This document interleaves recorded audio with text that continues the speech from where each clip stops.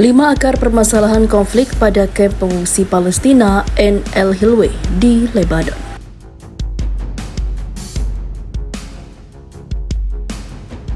The streets are largely quiet, with minimal movement.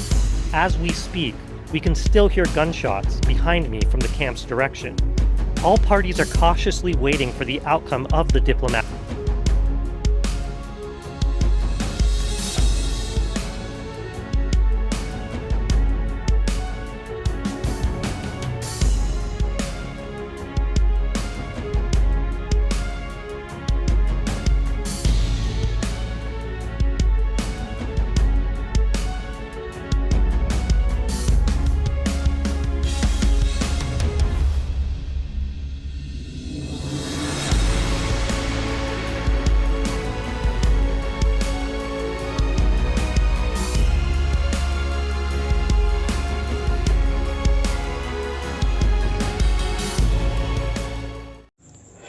Hai para penonton Central News, sebelum lanjut jangan lupa subscribe dan lanjut tekan tombol Super Thanks.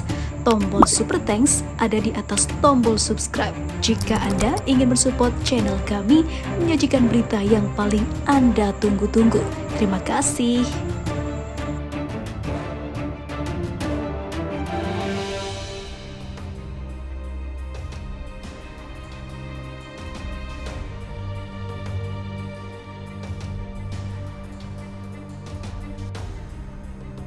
Sedikitnya 9 orang tewas dan puluhan lainnya terluka dalam bentrok di kamp Ain el-Hilweh yang menjadi tempat bagi 63.000 pengungsi Palestina.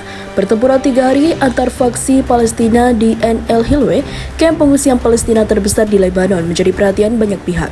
Baku tembak ini memaksa ribuan warga yang ketakutan meninggalkan kamp yang dikelola Badan Bantuan dan Pekerjaan PBB untuk mengungsi Palestina di timur dekat. 5 anggota kelompok Fatah dan 1 pejuang dari kelompok bersenjata Junud al-Syam termasuk di antara mereka yang tewas dalam bentrok itu. Media lokal melaporkan bahwa lebih dari 40 orang termasuk anak-anak terluka di kamp dekat kota Pelabuhan Sidon di Lebanon. Berikut 5 akar permasalahan konflik pada kamp pengungsi Palestina Ain el-Hilweh di Lebanon. Yang pertama, konflik antar faksi di pengungsi Palestina. Kekerasan dimulai pada hari Sabtu kemarin ketika seorang pria bersenjata ada di dalam mencoba bunuh orang atau seorang anggota kelompok bersenjata bernama Mahmud Khalil tetapi malah menembak mati rekannya. Dalam bentroknya berikut Komandan Fatah Abu Ashraf al-Muhji, beberapa pembantu tewas. Al-Muhji bertanggung jawab atas keamanan di dalam Ain el-Hilweh. Dalam sebuah kenyataan disiarkan oleh kantor berita Palestina, Wafa, Kepresidenan Palestina mengecam pembantaian keji dan pembunuhan teroris terhadap pasukan keamanan nasional yang bekerja keras untuk menjaga keselamatan dan keamanan kamp dan penghuninya.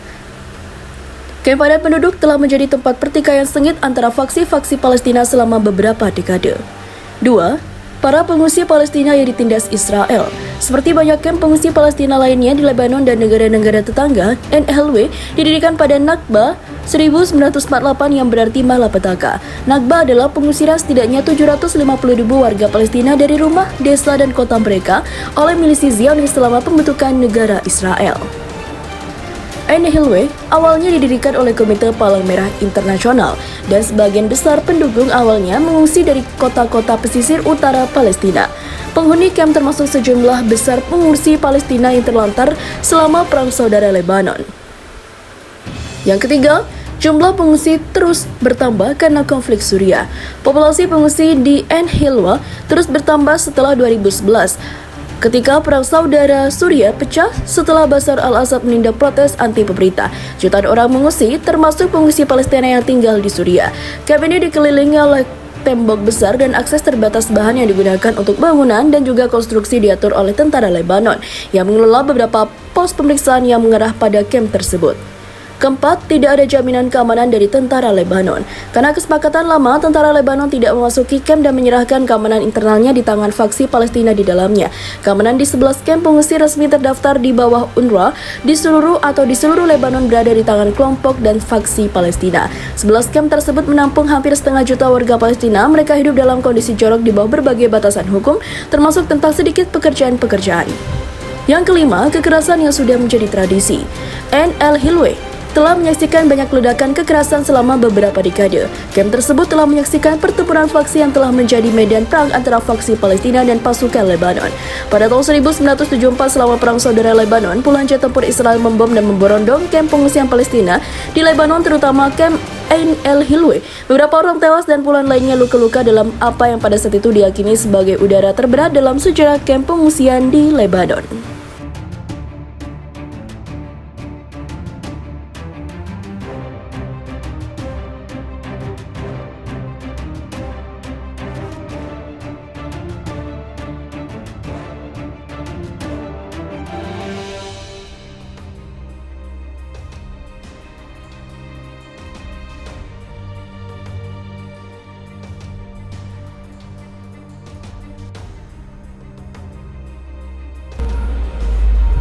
Hizbullah bidik ladang gas rampasan milik Israel. Drone Hizbullah menyerang para prajurit Zionis. Ketegangan antara Israel dan pasukan Hizbullah belum berakhir. Bukan hanya membela Palestina, Hizbullah juga menjaga negaranya dari keserakahan pasukan Zionis yang ingin menguasai seluruh ladang gas Karis.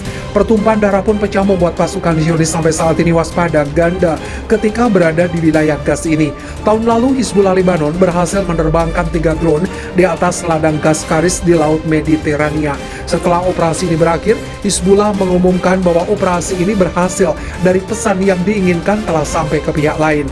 Menurut situs Sahab News, Ariel Sir, komandan pendukung operasi tentara rezim Zionis, Haris mengumumkan bahwa drone, rudal portable, dan balistik perlawanan menjadi ancaman utama bagi ladang gas Israel.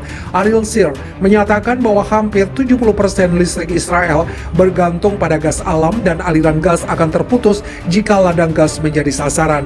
Jika salah satu ladang gas diserang, kami tidak dapat melanjutkan pasokan listrik. Akibatnya semua pekerjaan akan terhenti, ujar komandan militer Israel itu. Sebelumnya, Said Hassan Nasrallah, Sekretaris Jenderal Hizbullah Lebanon, mengeluarkan ancaman bahwa Hizbullah akan berperang dengan rezim Zionis jika ladang gas Karis didirikan dan mengirim 3 drone ke ladang gas ini untuk membuktikan ancamannya. Sebagai pesan bagi rezim Zionis terpaksa melengkapi kapal perangnya dengan sistem Iron Dome karena takut akan ancaman perlawanan di perairan Palestina pendudukan. Padahal, kegagalan Iron Dome dalam mencegat rudal perlawanan dalam perang 5 hari terakhir antara rezim Zionis dan perlawanan di Gaza telah terbukti.